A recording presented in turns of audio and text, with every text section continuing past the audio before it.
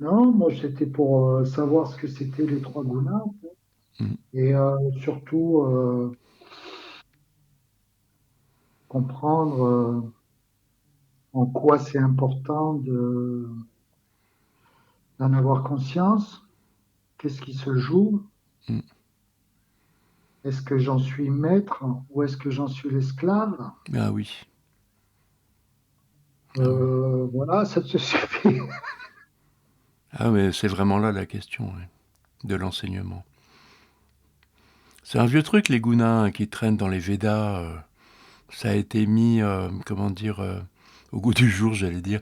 Ça a été, c'est connu dans le Samkhya Karika, mais en fait, cette idée que les êtres et les événements apparaissent, ont une activité et disparaissent, cette idée est omniprésente dans le Veda tout le temps, quoi. C'est une évidence. Mais c'est vrai que dans le Samkhya, ils ont pensé à poser les choses de façon un peu scolaire, quoi, comme toujours. Dans les darshanas, c'est toujours un peu scolaire. C'est des vieilles histoires, mais qu'on se décide enfin à poser sérieusement dans un petit manuel. En fait, ces gunas, trois gunas, c'est une façon de raconter l'activité de la déesse, de raconter l'activité de la prakriti. La prakriti, bon, c'est l'originel, c'est cette shakti, cette puissance qui fait apparaître le monde, qui fait apparaître le soleil, les eaux, les êtres, les humains, etc. Et en fait, elle s'y prend avec les gunas. C'est-à-dire sa façon d'agir, c'est que bah, une journée euh, apparaît avec l'aube. La journée apparaît. Et de façon arbitraire, on a pensé à nommer Sattva l'apparition, l'aube, tout simplement. Et cette journée se déploie. Alors t'imagines, bzzz, les abeilles qui commencent à voler, peut-être un orage, tout un tas d'activités. Bref, la journée se passe, quoi. Et le guna rajas, c'est tout simplement l'activité de la journée. Et cette journée, de toute façon, elle va disparaître. Et le processus de disparition est nommé tamas. C'est aussi simple que ça, de base. C'est aussi simple que ça. Il y a une puissance qui fait apparaître. Euh, on utilise souvent le mot de lever. Le jour se lève. C'est en lien avec l'érection. C'est en lien avec la lumière. Le jour se lève. Il y a une levée comme le jour se lève. Tu vois, il y a une super force, quoi. Qui, voilà, Sattva, c'est une super force qui correspond à l'aube. Et on dit que, enfin, c'est pas on dit, c'est ce que je ressens, c'est la joie quand le jour se lève. C'est-à-dire, c'est un mélange de, la joie, c'est un calme. Ça, c'est comme si j'étais libéré de ma peur de la nuit. Ah, enfin, enfin, le jour se lève, la joie. Et cette force, en fait, nous le savons bien. Alors moi, je suis un petit humain là-dedans. Cette force, nous le savons bien. Cette force de la levée, ça va pas durer comme ça. On a l'expérience qu'il va se passer plein de trucs. Alors, bzzz, les abeilles, brrr, l'orage, clac, clac, les éclairs avec Rudra, Le rouge se manifeste par la puissance de l'éclair là-dedans. Une autre, c'est la même puissance, il n'y en a qu'une dans l'univers, mais ça, elle réintervient comme ça. La puissance intervient de façon complètement différente dans l'activité. Alors que c'était doux et érigeant. C'était une levée au départ. Ça te va. Et bien l'activité, la puissance de la déesse, c'est toujours là. On dit Rudra, la déesse, c'est pareil. Cette puissance peut prendre des formes tout à fait singulières et chaotiques dans l'activité. Et ça, on le sait. Alors, ce qui se passe pour nous, enfin je dis nous, mais moi, c'est que cette activité, dont je sais très bien que c'est une révolution, je sais très bien que quelque chose est né, est en train de se développer et va disparaître, pour renaître à nouveau demain. Je le sais tout ça. Tu vois déjà que, d'évidence, les 3 gunas font un cycle. Une vritti. Dans les textes, on parle même du mot pravritti. Révolution, évolution, révolution.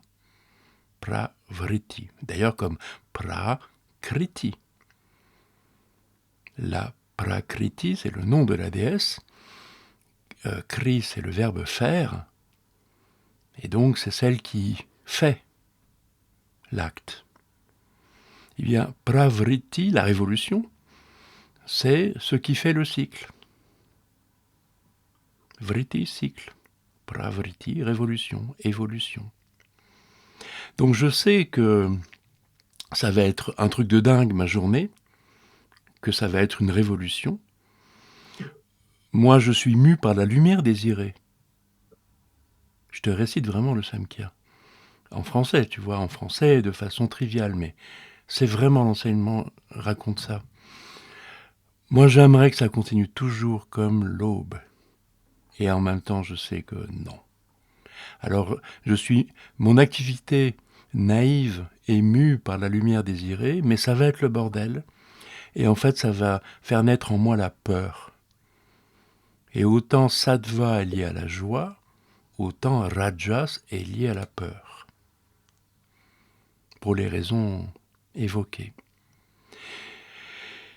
Et la disparition progressive, qui est en fait, moi je dis disparition comme ça, c'est un premier mot, mais l'enseignement va dire même plutôt résorption. C'est-à-dire que tous les éléments qui faisaient l'activité, la vie de la journée, vont retourner au néant d'une certaine façon. Il y a une résorption. Il n'y a pas de souci, ça va renaître demain. Mais ça se résorbe. Et dans cette résorption qui petit à petit va faire décroître le jour, il va se passer 2 choses. C'est que le délire va se calmer. Et en fait, il va y avoir une délimitation, une limite aux activités. Elles vont s'amenuiser. S'il y avait un orage et des éclairs, ça ne va pas durer. Tout ça se résorbe. Et en fait, dans ce déclin, le sentiment, c'est la tristesse. Qui est un sentiment tout à fait légitime. Tu vois, les 3 gunas, c'est ça. Et ça fait cycle. Et d'ailleurs, cette tristesse donc va augmenter avec la résorption. Et tout au bout de la tristesse, donc de la nuit, en fait, même la nuit la nuit va vivre le même phénomène. Et il y a un moment où ça avec la peur aussi, la nuit se développe aussi. Il y a un moment où ça se renverse et où la tristesse, peur, joie à nouveau.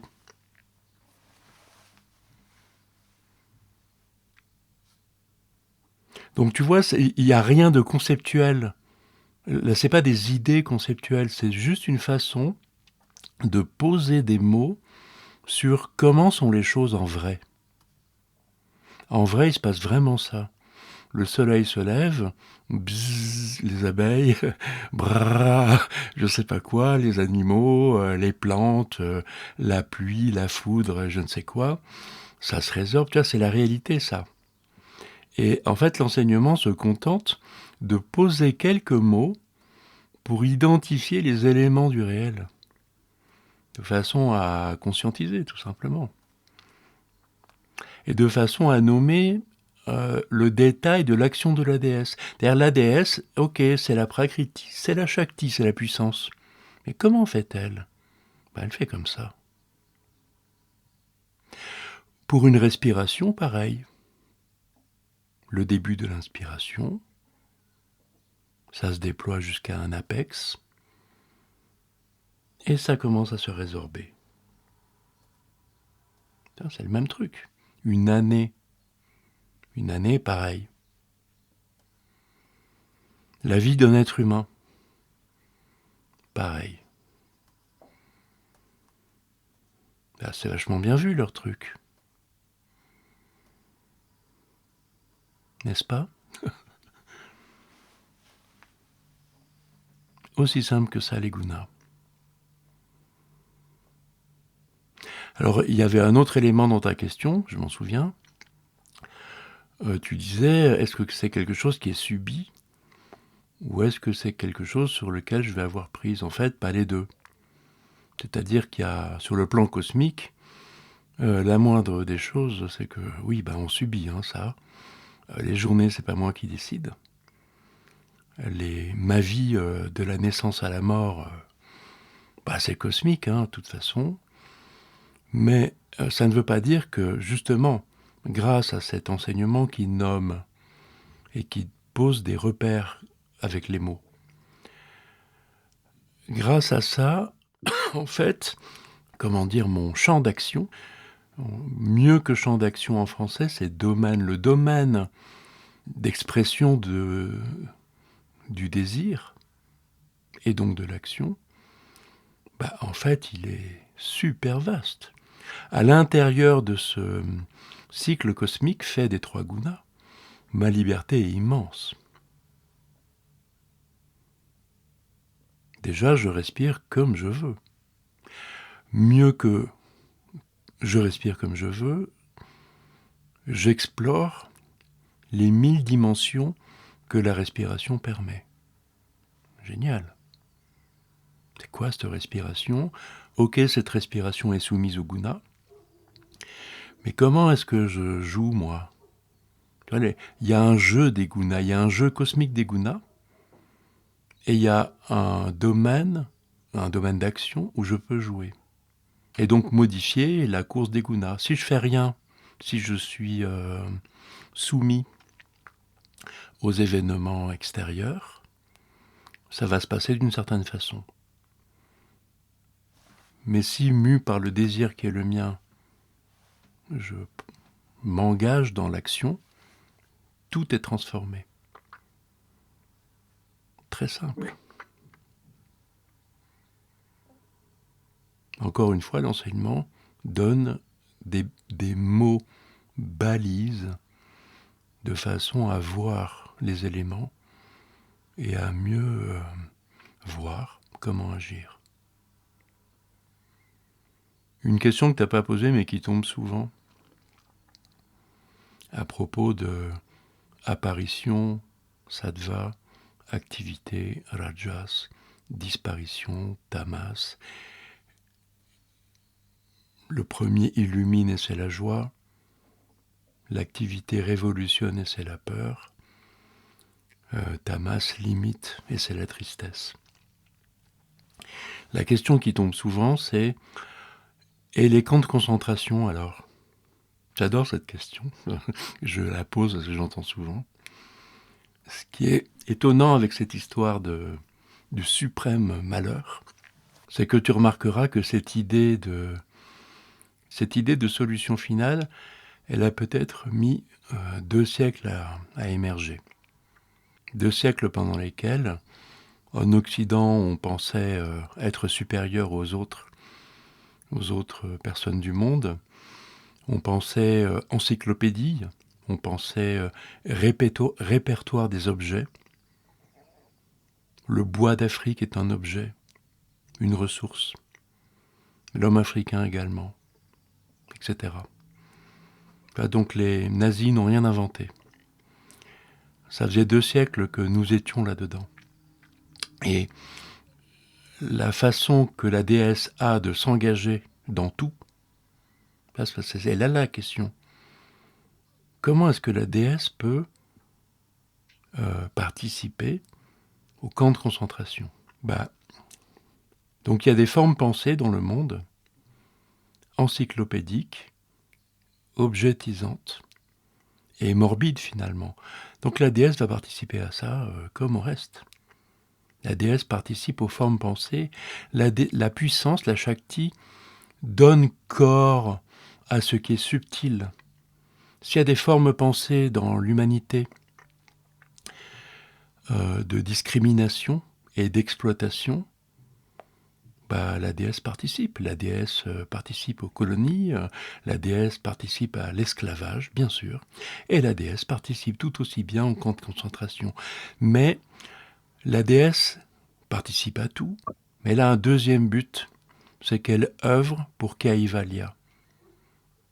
Un double but paradoxal. Elle est d'accord pour tout, elle s'engage dans tout, mais elle œuvre pour Kaivalya. Alors tu remarqueras quelque chose d'étonnant avec ces camps de concentration, c'est que leur maturité a été très lente.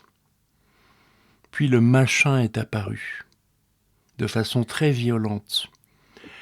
Son activité extrêmement violente. Et sa résorption encore plus violente, extrêmement bref, en 3 ans, par rapport aux 200 ans de maturité. Tu vois comment se sont distribués les gunas, l'action de la déesse dans ces camps de concentration. Splaf, le truc s'effondre, Tamas, et ce qui suit, aussi bien pour les Allemands que pour les Américains, que pour les Français et même les Juifs et les Tziganes, c'est la plus belle période de prospérité derrière, de joie. Fou, n'est-ce pas ? Donc elle œuvre pour Kaivalya. La déesse œuvre pour tout ce qui est subtilement présent, elle œuvre, et paradoxalement, en même temps, elle œuvre pour l'isolement libérateur des êtres, Kaivalya. Et là, je t'ai parlé quelques minutes pour te mettre en selle, si tu veux, dans cette histoire. Mais après, tu continues à regarder. Tous les jours, tiens, comment elle fait, la déesse ? Qu'est-ce qu'elle est en train de faire à propos de ce qui t'intéresse ? Et tu reconnaîtras toujours son action. Comment elle s'y prend là ? Enfin, comment ça ? Elle, ça, je ne sais pas.